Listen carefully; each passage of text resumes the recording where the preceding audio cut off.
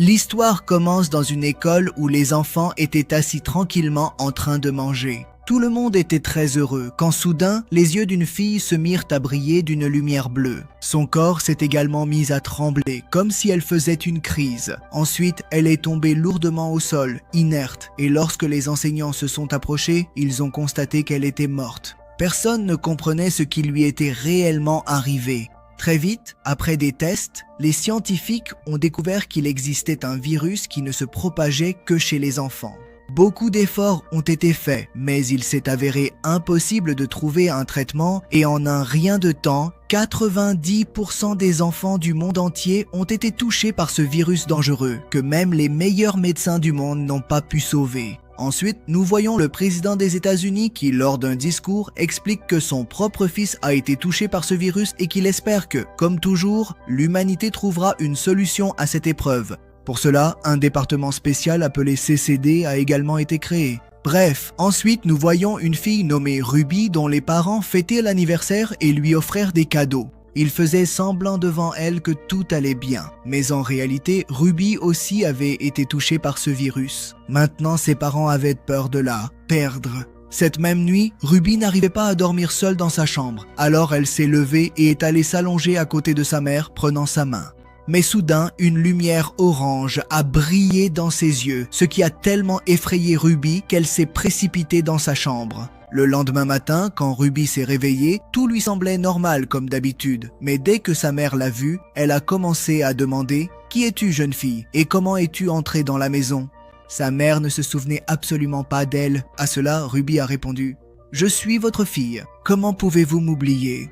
Regardez, c'est le cadeau que vous m'avez offert hier soir. Mais la mère de Ruby pensa qu'il s'agissait peut-être d'une enfant malade qui fuyait la police. Après cela, elle confia Ruby à l'équipe du CDC. La pauvre Ruby continuait de pleurer, mais les membres de l'équipe du CDC l'ont emmenée de force dans un bus. Dans le bus, de nombreux autres enfants étaient assis comme elle, et un garde se tenait debout, une arme à la main, comme si ces enfants étaient des terroristes.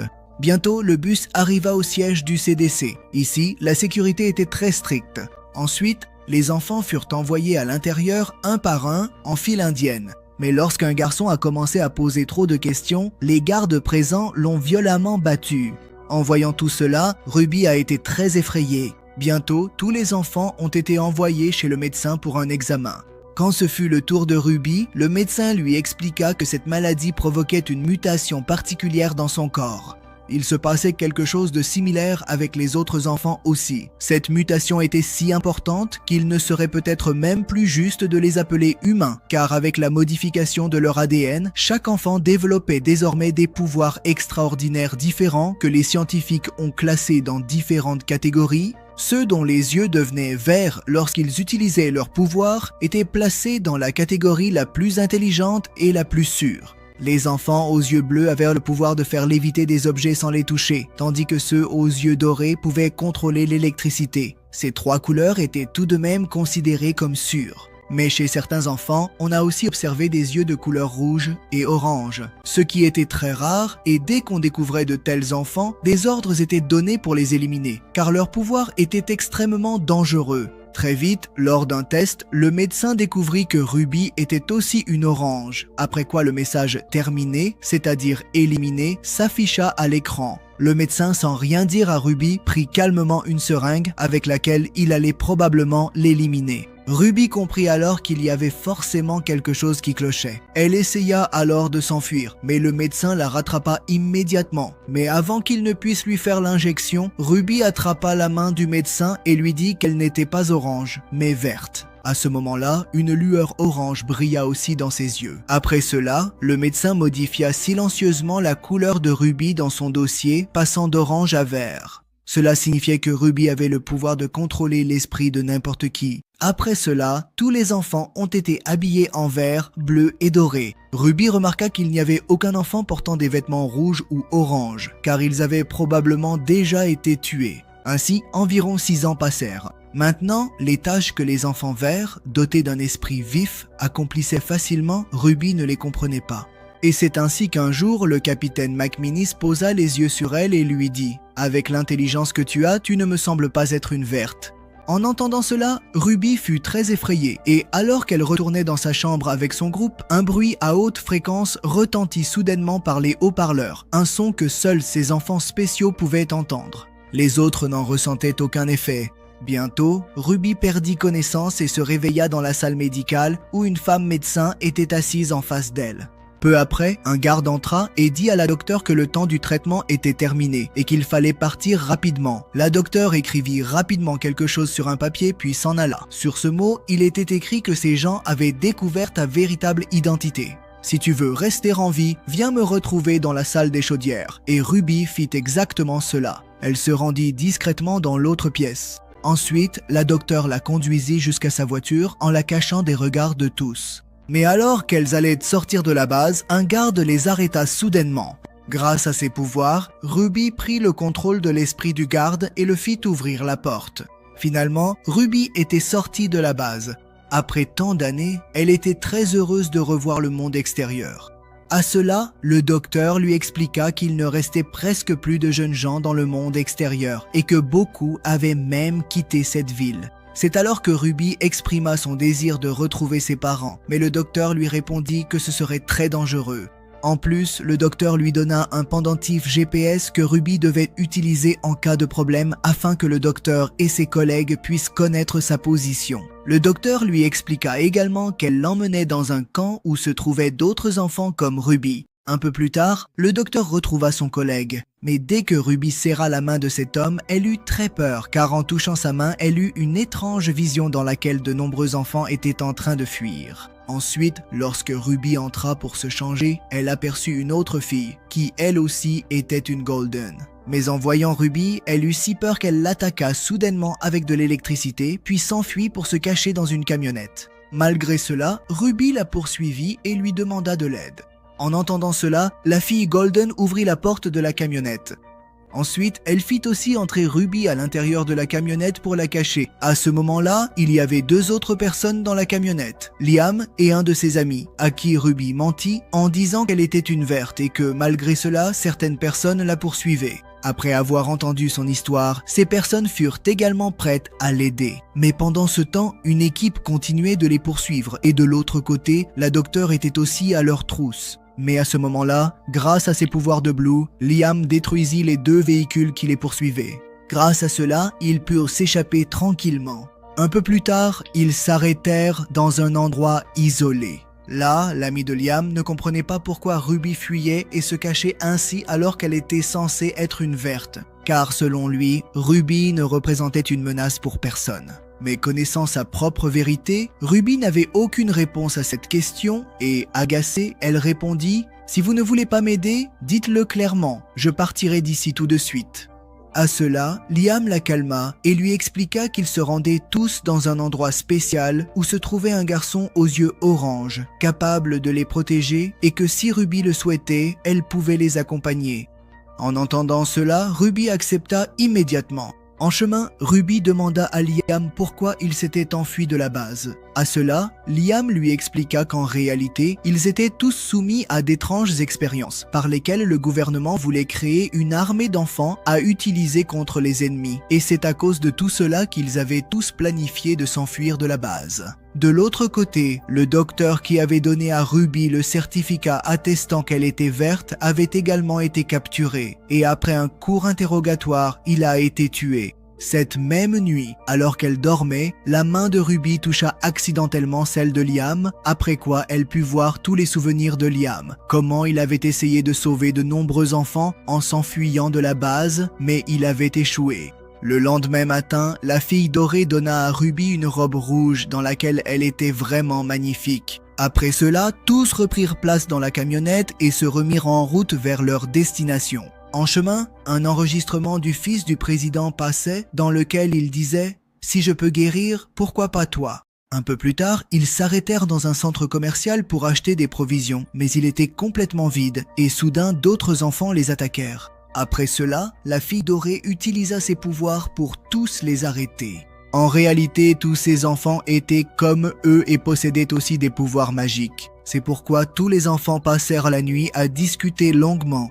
Pendant ce temps, Liam essaya de découvrir où se trouvait le garçon orange afin qu'ils puissent tous se mettre en sécurité au plus vite. Mais les enfants disaient qu'aucun humain ne pouvait atteindre cet endroit aussi facilement car il était très secret. Mais à ce moment-là, Ruby prit le contrôle de l'esprit de ce garçon et réussit à obtenir l'adresse qui était en fait un code spécial. Après cela, l'ami de Liam et Ruby se mirent à déchiffrer la signification de ce code. Après avoir travaillé dur pendant un moment, lorsqu'ils ont finalement compris la signification de ce code, tout le monde a été très heureux.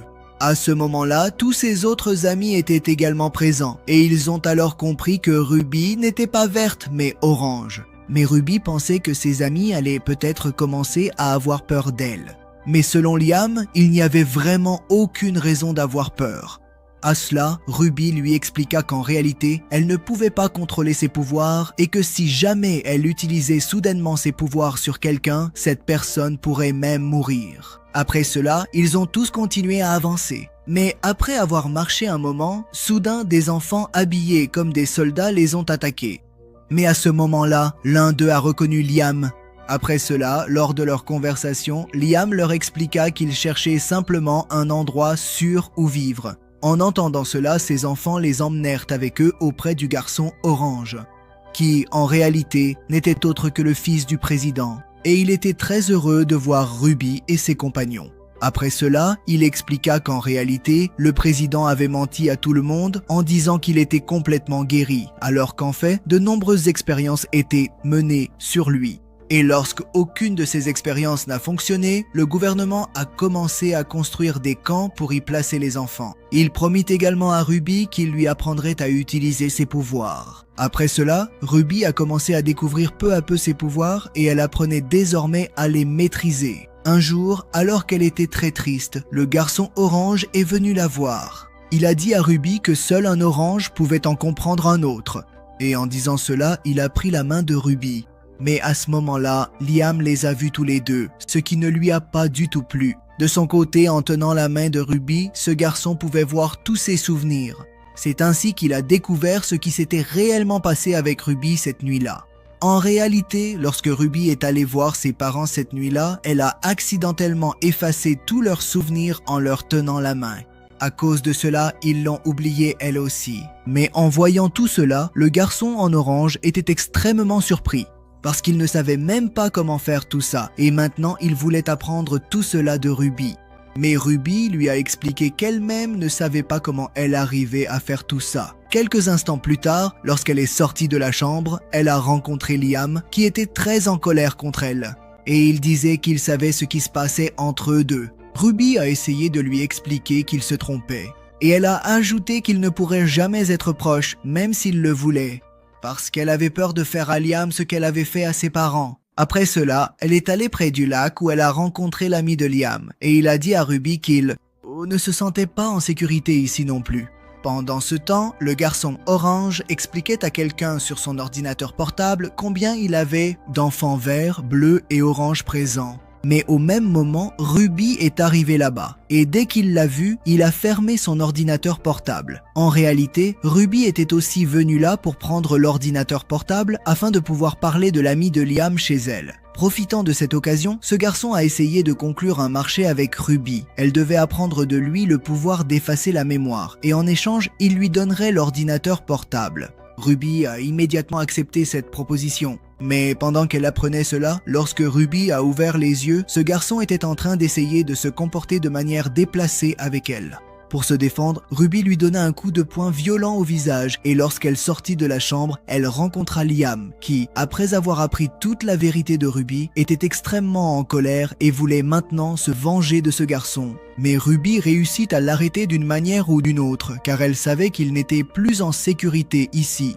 Il devait maintenant quitter cet endroit au plus vite. Cette même nuit, alors qu'il s'enfuyait de là, le général du camp de base arriva, accompagné de ce garçon orange, et c'est alors que les enfants comprirent que ce garçon orange était en réalité fidèle à son propre père. Il voulait rassembler le plus d'enfants possible pour former une armée. Après cela, il a pris le contrôle de Liam et a alors commencé à le battre brutalement. Mais à ce moment-là, Ruby a pris le contrôle du commandant et l'a éliminé. Juste après, la fille dorée a elle aussi attaqué les autres soldats en utilisant ses pouvoirs. Ensuite, Ruby a demandé à ses 3 autres compagnons de repartir, puis elle s'est retrouvée seule face au garçon orange. Elle a alors pris le contrôle de toute l'armée et a pointé leurs armes vers ce garçon.